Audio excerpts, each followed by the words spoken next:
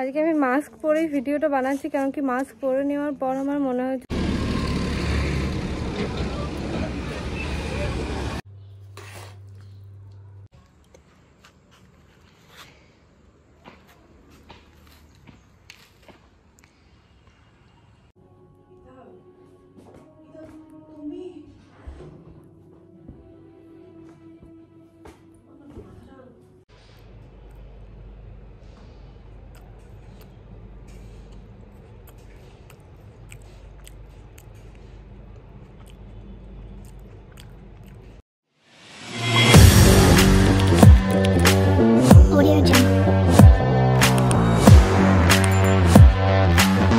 আজকে আমি মাস্ক পরেই ভিডিওটা বানাচ্ছি, কারণ কি মাস্ক পরে নেওয়ার পর আমার মনে হচ্ছে যে আমি এখনো কিছু বলা হয়নি।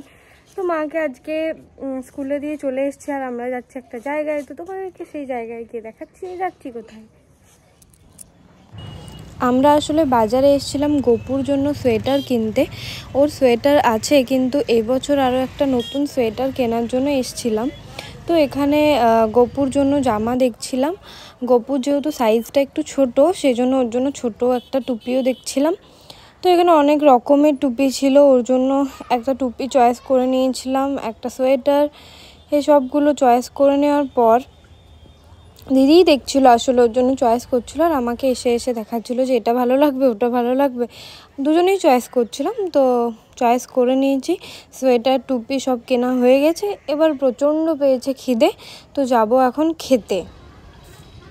আমরা এখন খেতে চলে এসেছি। কোথায় বলো তো? হ্যাঁ, ঠিক বুঝেছো, এখানেই খেতে এসেছি।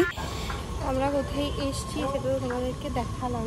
হ্যাঁ, না না, আমরা এসেছি দোসা খেতে। বলা উচিত না আজকে, ধরে বলা উচিত। মুঝে শর্ম আতি है। যাই হোক, তো তোমাদেরকে যেটা দেখালাম সেখানে আমরা আসিনি। আমরা এসেছি যে এখানে ধোসা খেতে। গরম গরম ধোসা এখানে দিয়েও গেছে। এটা খেতেও ভালো ছিল, কিন্তু কল্পনা সুইটসের ধোসা আমার সবথেকে প্রিয়।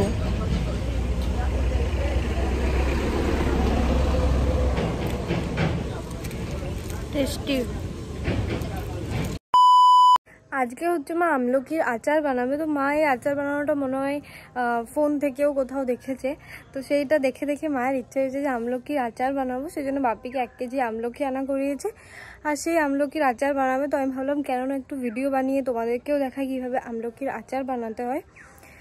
তো আমলকির আচার বানানোর জন্য আমার ক্লিপগুলো নেওয়া হয়নি। মা প্রথমেই হচ্ছে আমলকিগুলো সেদ্ধ করে নিয়েছিল, আর সেদ্ধ করে রোদে একটু শুকানোর জন্য রেখেছিল। তারপর কি করবে মা বলছে, বলো মা, এবার কি করতে হবে? এইবারে জল শুকিয়ে যাওয়া আমলকিগুলো হাতে করে একটু চাপ দিলে টুকরো টুকরো হয়ে যাচ্ছে। বীজটা বার করে নিয়ে এগুলোকে পিস পিস করে নেব। তারপরে মশলা হাতে করে নিই। হ্যাঁ, হাতে করে। এই যে সেদ্ধ করার জন্য আমলকিগুলোকে কিভাবে ছাড়াতে হয় সেগুলো মা দেখিয়ে দিচ্ছে। বাইরের থেকে জোরে টান মারলেই আমলকিগুলো টুকরো টুকরো হয়ে বেরিয়ে যাচ্ছে, আর তারপরে বীজটা বার করে দিতে হচ্ছে। দারুণ হচ্ছে, বাহ বাহ, দারুণ ছাড়াচ্ছ। মা কিছু বলতে চাও আমলকির ব্যাপারে, আমলকির গুণাগুণ সম্পর্কে?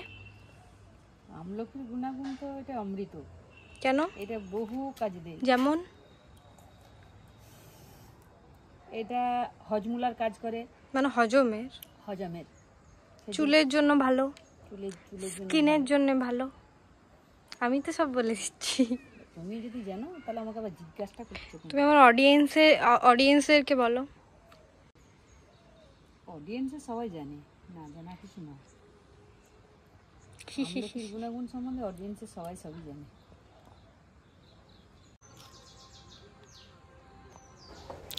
আমলকিগুলো মা এখানে সুন্দরভাবে ছাড়িয়ে নিয়েছে। আমলকিগুলো ছাড়ানোর পর এখানে দেখো বীজগুলো পড়ে আছে, আর এই বীজগুলো দেখতে কিন্তু বেশ সুন্দর, তাই তোমাদেরকেও একবার দেখিয়ে নিলাম।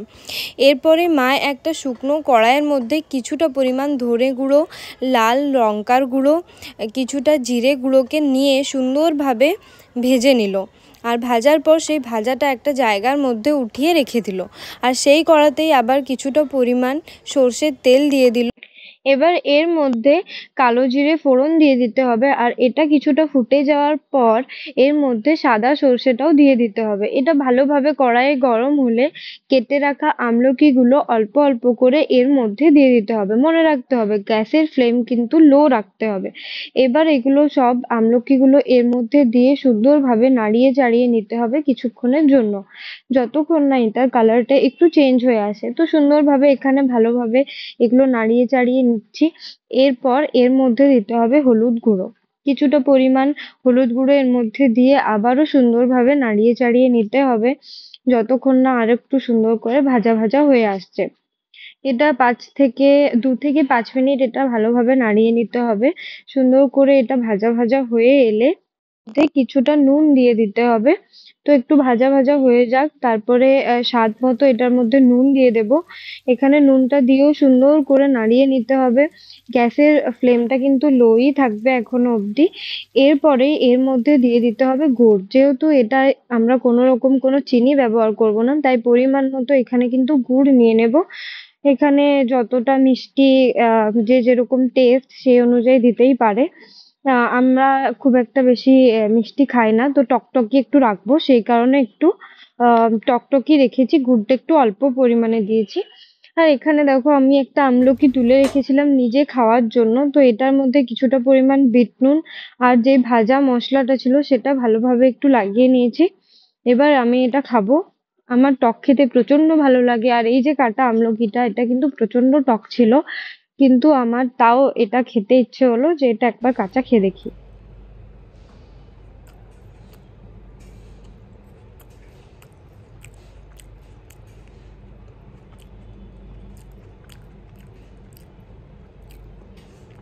খুব টক, মানে আমি টক খেতে খুব ভালো লাগে, তো ভালোই লাগলো। এখানে আচারটা কিন্তু সুন্দরভাবে ফুটে উঠেছে, এটা কিন্তু অলমোস্ট হয়েই গেছে।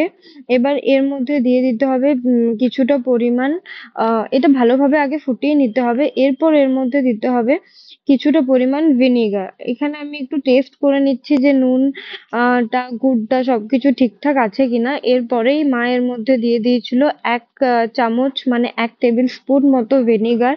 তো ভিনিগারটা দিয়ে রাখলে কি হয় যে আচারটা অনেক দিন পর্যন্ত ভালো থাকে। এটা ফ্রিজে রাখা হবে, কিন্তু তাও নষ্ট যাতে না হয়ে যায়, থুয়ো থুয়ো যাতে না হয়ে যায়, সেই কারণে ভিনিগারটা দেওয়া। তো ভিনিগারটা দেওয়ার পর কিছুক্ষণ ফুটে গেছে। এবার এর মধ্যে দিয়ে দিতে হবে যেই ভাজা মশলাগুলো প্রথমে শুকনো খলায় ভেজে রেখেছিলাম সেইগুলো ওপর থেকে সুন্দরভাবে একটু ছড়িয়ে নিতে হবে। তো এই মশলাটা দেওয়ার পর বেশিক্ষণ পর্যন্ত কিন্তু এই আচারটা ফুটানো যাবে না, সেই কারণে অল্প একটু ফুটিয়ে নিতে হবে। তো এই ভাজা মশলাগুলো দিয়ে ভালোভাবে নাড়িয়ে নিতে হবে, আর একটু ফুটিয়ে নিয়েই কিন্তু এটা নামিয়ে দিতে হবে। এটা দেখতে কিন্তু প্রচন্ড টেস্টি হয়েছিল, আর আমলকি আমাদের হেলথের জন্য কতটা যে ভালো সেটা আমরা সবাই জানি। এটা যখন দেখো কতটা দেখতে সুন্দর হয়েছে, খেতেও কিন্তু খুব ভালো হয়েছিল। আমলকির একটা কষা কষা ভাব থাকে, সেটা কিন্তু এর মধ্যে ছিল, কিন্তু এর উপকারিতা মাথায় রেখে এটা কিন্তু ভালো। এখানে আমি জামাগুলো ভালোভাবে আয়রন করে নিচ্ছিলাম। প্রচুর জামা কেচেছি, তো সেগুলো মুড়ে মুচড়ে চেয়ারের ওপর রেখে দিয়েছিলাম, সেগুলো আজকে বার করেছি। এগুলোকে ভালোভাবে আয়রন করে আলমারিতে কিন্তু আজকে গুছিয়ে রাখতেই হবে। কদিন ধরে মা চিল্লাচিল্লি করছে যে তুই ওরকমভাবে জামাগুলো মুড়ে মুচড়ে চেয়ারের মধ্যে কেন রেখে দিয়েছিস। তো আজকে সব যত জামা ছিল সব বার করেছি, যেগুলো কেচে একটা চেয়ারের মধ্যে রেখে দিয়েছিলাম সেগুলোকে সুন্দরভাবে আয়রন করে আজকে কিন্তু আলমারিতে রাখতেই হবে। এগুলো করতে প্রায় আমার 1-1.5 ঘন্টা টাইম লেগে গেছে, বাট তাও আজকে আমি সব কিছু সুন্দর করে গুছিয়েই ছাড়বো। তো তাড়াতাড়ি করে এগুলো আয়রন করে নিয়েছি, এগুলো এবার আলমারিতে রেখে দেবো। তো আজকের মতো ভিডিওটা ছিল এতটাই, দেখা হবে পরের আরেকটি ভিডিওতে। ততক্ষণ টেক কেয়ার, বাই বাই।